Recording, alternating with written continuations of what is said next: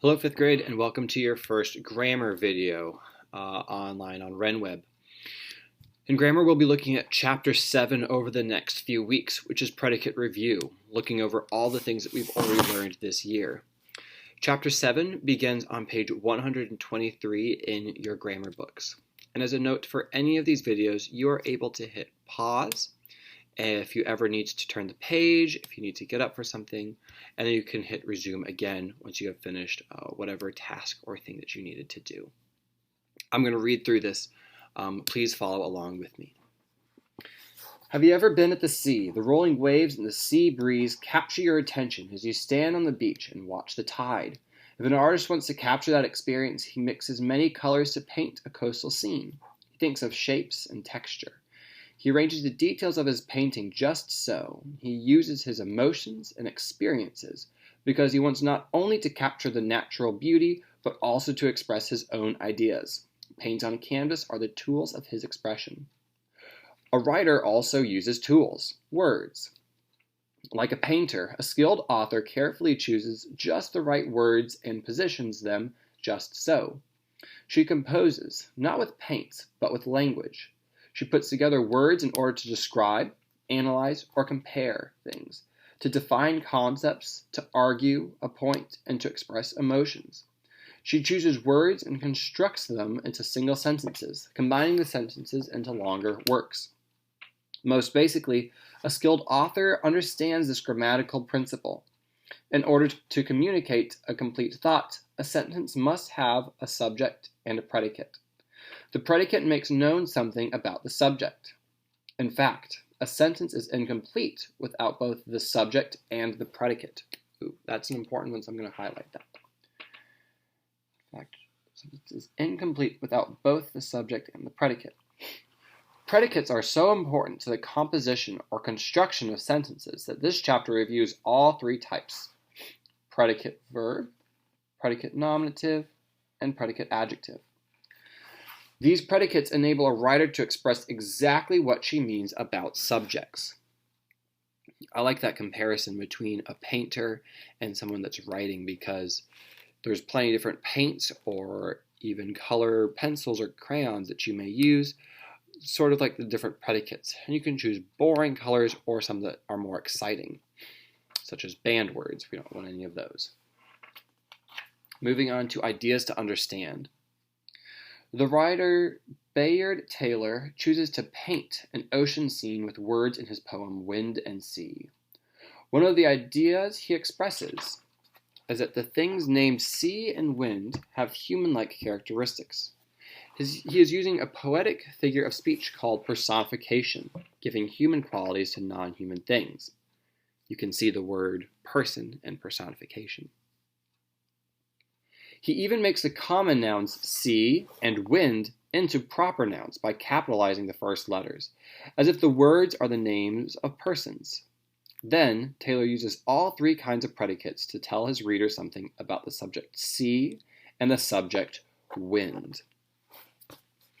Now, what I want you to do as we read through this poem is I want you to highlight or underline all of the predicates that you can find.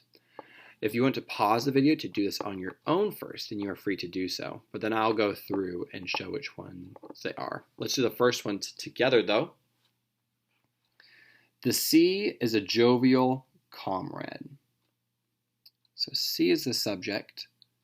Is going to be a linking verb, which means that there's a predicate nominative or adjective.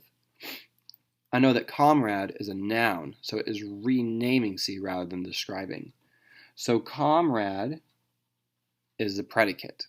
It's a predicate nominative. Now you may pause the video to do the rest on your own.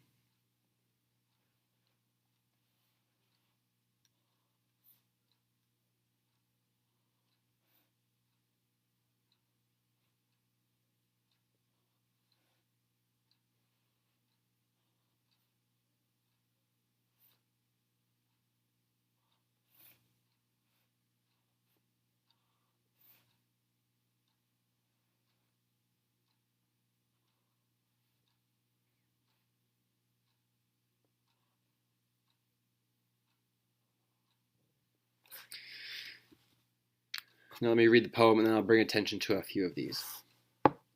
The sea is a jovial comrade. He laughs wherever he goes. His merriment shines in dimpling lines that wrinkles his hale repose. He lays himself down at the feet of the sun and laughs all over with glee. The broad-backed billow falls faint on the shore in mirth of the mighty sea. But the wind is sad and restless, and cursed with an inward pain.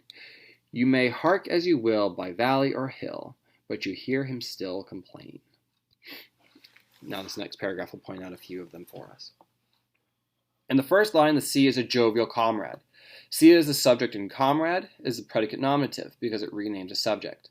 In other words, the poet is saying that the sea is a happy companion.